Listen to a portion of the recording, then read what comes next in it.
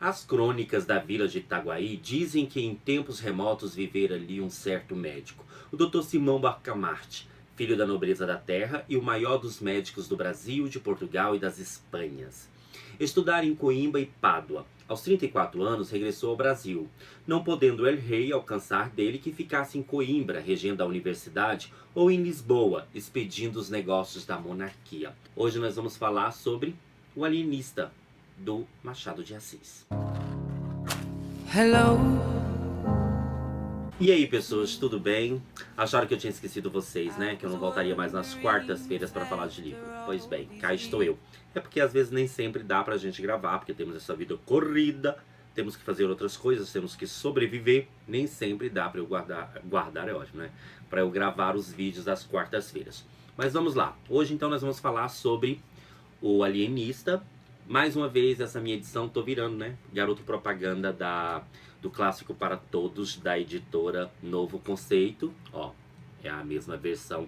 É a mesma versão, não. É a mesma edição do Amar Verbo Intransitivo, que eu já fiz resenha aqui pro canal pra vocês. Podem procurar aí, que tá por aí. Então, mais um clássico que a editora Nova Fronteira lança nesse formato bolso, que é bonitinho. Esse aqui, a letrinha eu achei um pouquinho menorzinho, tá? Mas dá pra ler de buenas, ok? Mas enfim, vamos falar sobre o tal do alienista. Sobre o que fala essa história. Então, o livro conta a história desse médico, Dr. Simão Bacamarte, que vem de Portugal para a cidade de Itaguaí, no estado do Rio de Janeiro, onde ele pretende estudar as questões da psique humana, da mente humana. Então, ele é médico e pretende estudar essas questões da mente. Por isso o nome O Alienista, que é como se fosse assim o psiquiatra daquela época lá, em que o livro foi escrito. Em Itaguaí, o Dr. Simão Bacamarte resolve então casar com a dona Evarista, que é uma viúva bem mais nova do que ele. E o casamento dos dois, gente, se dá assim de uma forma pouco romântica, o que mostra essa transição do romantismo para o realismo, que eu vou falar mais tarde para vocês. Também, ainda na cidade de Itaguaí, ele resolve criar um local para abrigar todos os loucos, né? Uma casa onde ele pudesse receber ali todos os loucos para poder estudar os males da mente e descobrir o porquê da loucura nas pessoas. Então seria tipo assim um hospício, mas não tinha esse nome na época. Para construir ali a sua casa que ia receber os loucos, ele precisa primeiro convencer a Câmara Municipal, lá os vereadores, da necessidade da existência daquele lugar para receber os doidos. A situação é meio complicada, assim, na hora que ele tenta convencer o povo. Alguns inclusive consideram que ele seja o louco por ter uma ideia tão estapafúrdia, que é colocar todos os doidos no mesmo ambiente. Os vereadores também não sabem como que vão sustentar aquela casa, como que vão manter. Então, para isso, eles fazem alguns cálculos, alguns trazem ideias de como arrecadar dinheiro para manter o local. E uma das ideias que é muito engraçada é a questão do penacho dos cavalos. Porque eles não sabem de onde tirar mais dinheiro, tá, gente? A cidade lá não tem mais de onde tirar dinheiro para poder sustentar a casa. Então eles têm a brilhante ideia de que quando você for enterrar alguém, se você quiser colocar mais penacho no seu cavalo, no cavalo que carrega lá o caixão, ou seja, se você resolve enfeitar o cavalo. Ah, mas só pode colocar um penacho. Se quiser colocar mais de um, você terá que pagar um imposto, e esse imposto é calculado em cima das horas em que se dá lá o enterro. O cálculo é tão maluco que até o cara lá na hora fica perdido calculando para ver quanto é que eles podem arrecadar de dinheiro para sustentar esse local que o Dr. Simão Bacamarte quer fazer para colocar os doidos. Aprovado o projeto na Câmara lá dos Vereadores, o Simão constrói a sua casa para receber os doidos, a qual ele dá o nome de Casa Verde. Tem-se então a inauguração, onde Dona Evarista vai toda pomposa, toda linda, maravilhosa, a verdadeira rainha do local.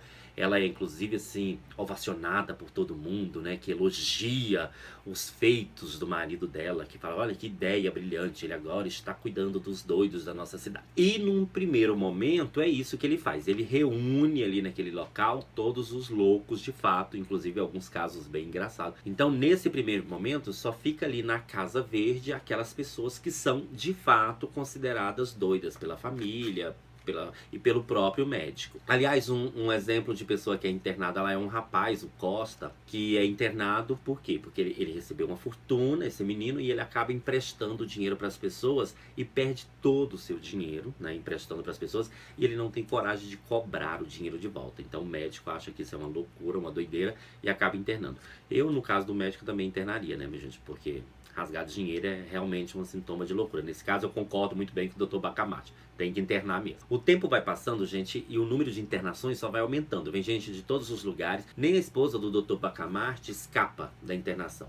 Dona Evarista acaba sendo internada depois de passar uma noite inteira indecisa, sem saber qual roupa usar numa festa. Claro, o médico considera isso um sintoma de loucura e taca a mulher na Casa Verde, interna a coitada também. É tanta internação que chega um determinado momento da história em que praticamente metade da cidade, ou até mais da metade da cidade, está internada na Casa Verde. Aí o Porfírio, que é um barbeiro, muito do interesseiro, que tem uma questão do interesse político ali por trás, ele resolve fazer uma revolução na cidade, porque ele acha aquilo absurdo, e ele reúne um monte de gente, e nós temos então a Revolta da Canjica.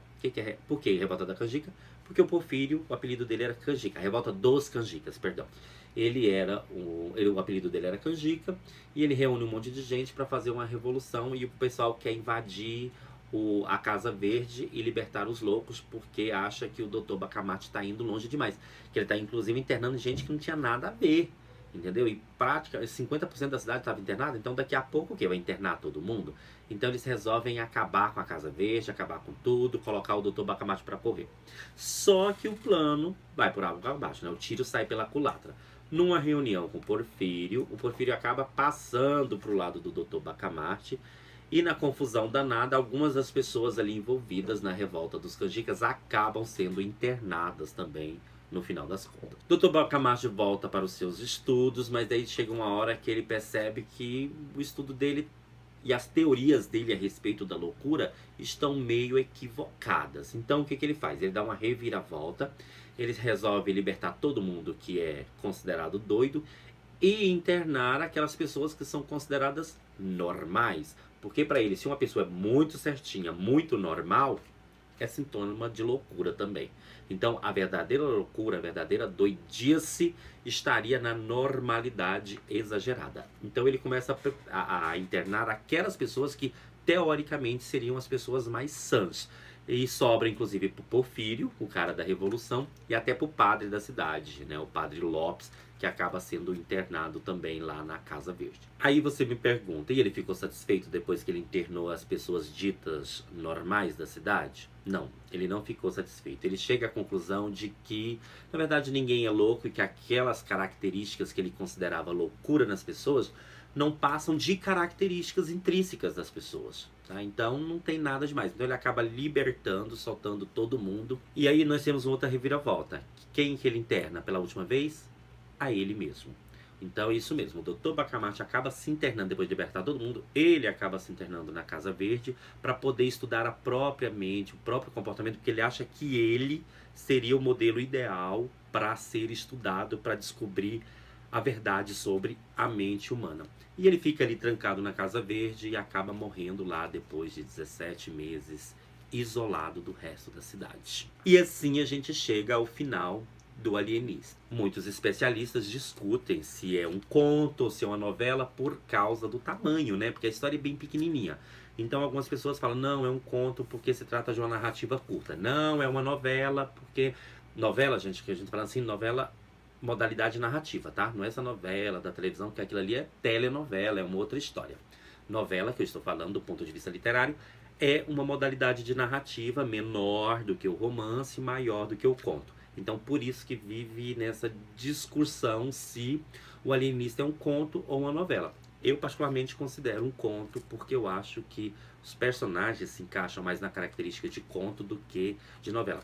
Aliás, aqui na ficha catalográfica dessa edição, ele é apresentado como... Cadê? O Alienista, Machado de Assis, conto brasileiro, título série. Então, eles também consideram como sendo um conto. Acho que a maioria concorda que seja um conto. O livro é narrado em terceira pessoa, então o que deixa você, a par de tudo que está acontecendo, uma vez que está narrado em terceira pessoa, você tem uma visão onisciente de todas as coisas, né? Você não fica limitado ao que o narrador está vivendo ali no momento, já que ele conhece a vida de todo mundo. É uma narrativa gostosa de se ler. Eu tinha lido esse livro há muito tempo, quando eu era estudante, eu acho que eu não tinha prestado atenção. Lendo agora novamente para fazer esse vídeo, eu vi o quanto que o texto é engraçado, porque existe um humor aqui muito peculiar do Machado de Assis. Aquela interferência na narrativa dele, né? Aquelas digressões são muito interessantes de serem observadas também. Eu notei, e eu fiz uma associação, eu notei que quem tenta seguir esse estilo narrativo do Machado de Assis é o Jô Soares. Eu tava falando, gente, eu já li isso, eu já vi esse estilo de narrativa em algum lugar. E como tinha muito tempo que eu não lia Machado de Assis, depois eu fui lembrar que é o Jô. O Jô tenta imitar um pouquinho a narrativa do Machado. Falando em Machado de Assis, é bom a gente lembrar o seguinte. O autor, ele andou ali flertando com o romantismo no início da carreira dele. Aí depois ele parte para o realismo. O Alienista, por ser uma história pequenininha, é muito bacana de você perceber essa mudança da temática romântica para a temática realista. Começando pela questão do romance mesmo, né? Porque aqui o casamento do Dr. Bacamarte se dá de uma forma totalmente diferente do que você via na época do romantismo. Não existe esse amor romântico, essa mulher idealizada. Muito pelo contrário, é uma coisa muito mais realista. Daí, né, romance realista. Ele casa com a Dona Evarista não porque ele estivesse apaixonado, morrendo de amores. E também, e aliás, nem é por questão de interesse, tá, gente? Como a gente vê em algumas obras dessa época. Mas ele casa com ela por uma questão lógica, né? Como médico, ele acredita que ela vai ser uma boa mãe. Aliás, na narrativa ele fala que ela não era nem bonita, nem nada disso. Mas ela parecia que seria uma boa mãe, uma boa parideira. Então, observa que a gente deixa aquele amor sentimental e passa a ter um amor mais racional. A história em si já fala da questão psicológica, mais característica realista aí, ó.